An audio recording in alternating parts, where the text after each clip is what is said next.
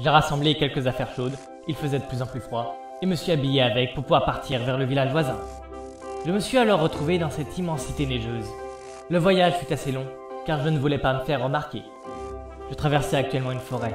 C'était le chemin le plus court pour me rendre à destination.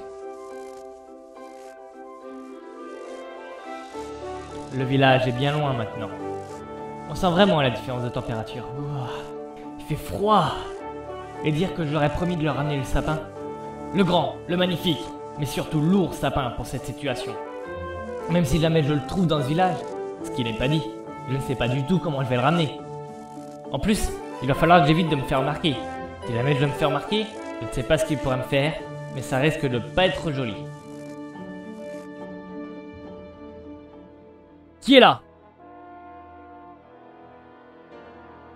Je n'ai pas peur, montrez-vous. Ah, je te vois. Oh, mais c'est qu'un cheval. Reviens ici. Le cheval courait plutôt vite. Bon, normal pour un cheval. Mais je réussis à le rattraper au bord d'un ruisseau. Mais il m'échappa à nouveau.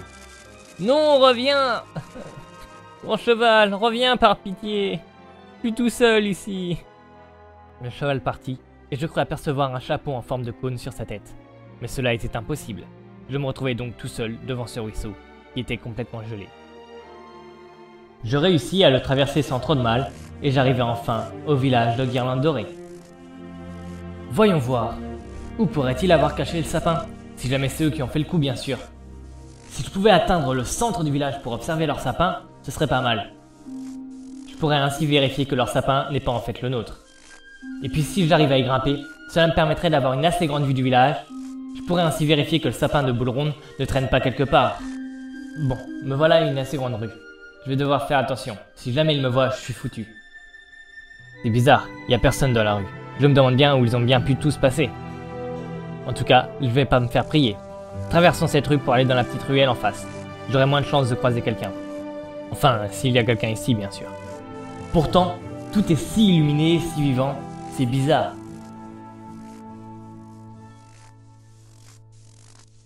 Après avoir marché un petit peu, j'arrivais enfin à destination. Tiens, il y a plus de lumière par ici. Cela doit être le centre du village.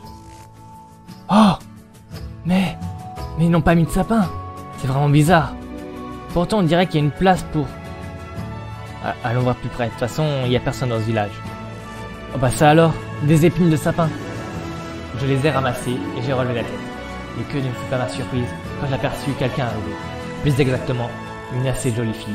Enfin, dans ce qu'elle laissait voir entre ses vêtements chauds.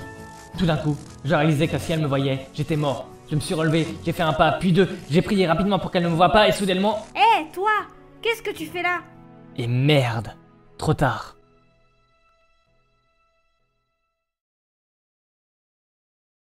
Merci d'avoir écouté cet épisode du vol des sapins de Noël. Si vous avez aimé, n'hésitez pas à mettre un pouce, à partager ou à commenter pour nous dire ce que vous avez pensé. Et surtout, n'hésitez pas à regarder d'autres vidéos sur cette chaîne YouTube ou découvrir tous nos autres podcasts sur le site totipice.fr.